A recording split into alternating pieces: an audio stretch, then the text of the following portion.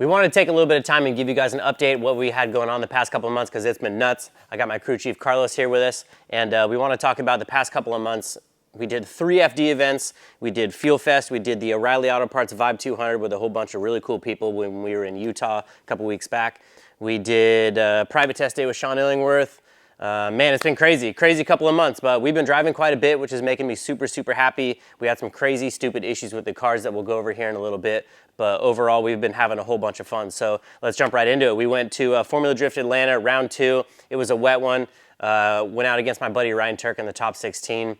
Had a lot of fun driving with him, but kind of got a little bit too hot to trot and kind of made a rookie mistake in the rain in my lead, which is usually where we're the most dial is out front in the lead, but ended up making a mistake. Ryan got the best of us on that one.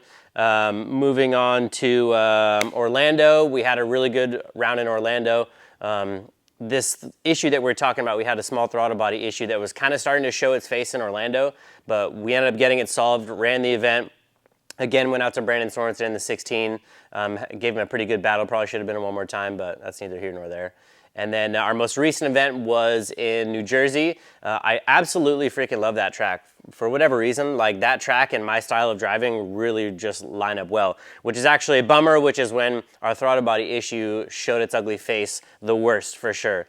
So I had a sick battle with Jack Shanahan in the top 32.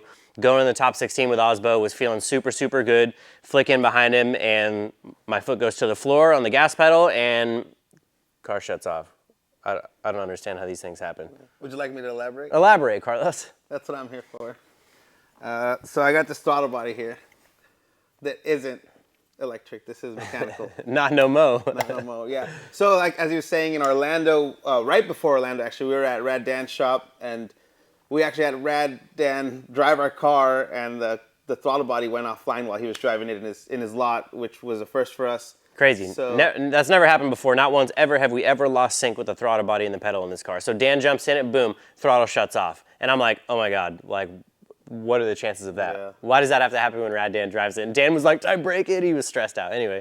Yeah, so that showed its face. So we're like, okay, well, we have time to figure it out. So we get on the phone with Link ECU. We start troubleshooting stuff. Come to the conclusion that it was the sensor that provides the signal. It's called a throttle position sensor, which is similar to this, but ours is on the pedal. That was giving a funky or erroneous signal to the ECU, causing the ECU to say, hey, you know, we're shutting it off. So long story short, we switched out that sensor at Orlando. We ran the event, no problem. Then everything was good. Everything was good. We were like, hey, you know what? We got this solved. Awesome. Get into Jersey. First lap of practice. Same issue happens again. So we're like, okay, well, it shouldn't be the sensor because that sensor's brand new, and the one that was in the car before lasted us 4 years, no problem. So we start looking at other things. We changed out the throttle body. Forrest from Link ECU's there with us, trying to troubleshoot, trying stuff out, trying this out, the other, whatever. So that we did only 3 laps of practice before we had to go into competition.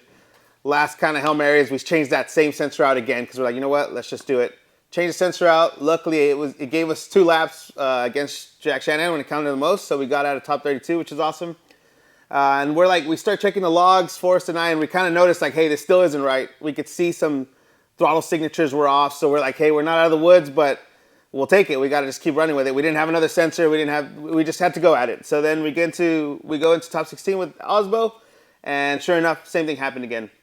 After thinking about it for a long time, we think that I think at least, the throttle pedal has a rod that connects to that sensor that I'm talking about. I wish I kind of had it to show you. It's similar to this. It just kind of reads the reading on your pedal. There's a mechanical Heim that attaches to that sensor, and I believe that Heim has play in it now because the pedal box has been in the car for five years, going on the 5th season now.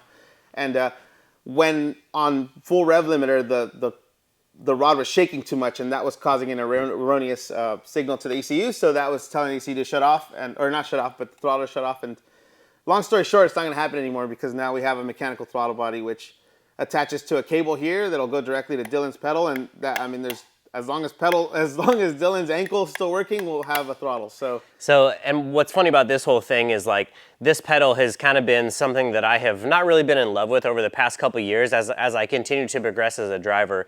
Right, I learn more, and we're always taking in data, and we're always learning. Right, this is an ever-evolving sport. So I'm like, man, I'm not really in love with this throttle. And I think what started the whole thing was when I was like, hey, I want to try and change some parameters on this pedal.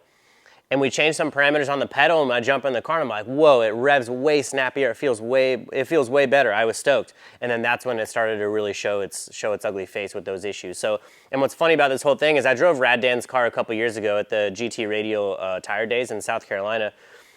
And I was so impressed with the way that his pedal felt, and he has a mechanical pedal on his. I was much more able to just hold the car right next to the rev limiter, and then I could just kiss it whenever I wanted to. I felt like I was way more in control of the pedal and the RPM of the engine.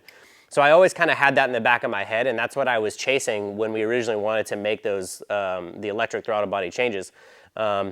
So at the end of the day, I'm hoping that this is a blessing in disguise. Hopefully that I'm just jumping in the car and I'm way more in sync with this thing, and I'm way more dialed in with it. That's what I'm really, really hoping.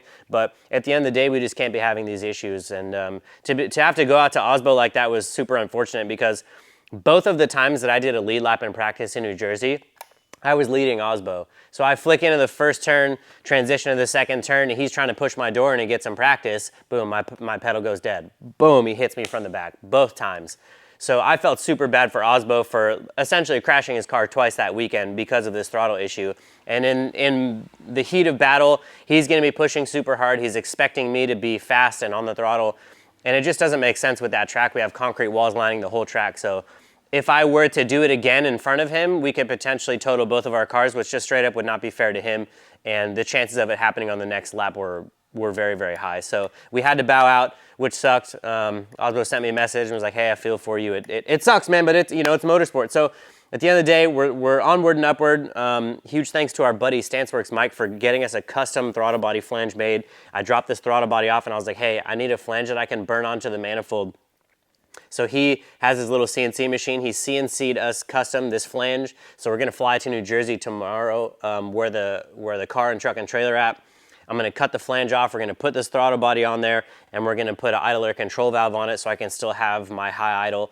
Because what we do is I click the high idle on, and it brings the idle RPM up to almost 3,000 RPM, which is right next to the nitrous window. So when I'm in the car, it's really, really snappy on the pedal. Like there's no lag in the pedal at all. So really excited to try this out. We'll see how it goes, but yeah, we did. We also did a grid life in there, kind of changing gears a little bit. We took the E36 out to Grid Life Michigan, had an absolute blast driving at Gingerman. The 36 just takes a licking and keeps on ticking. All I do is just abuse this car, and it never lets us down ever. So we've been having a whole bunch of fun, but we're ready to go. We're officially towards on the far side of the halfway point through the season, but hopefully we have a little bit of good luck coming our way. I'm really excited to try this out, but yeah, stay tuned. We got some more driving to do this year, and we'll see what happens.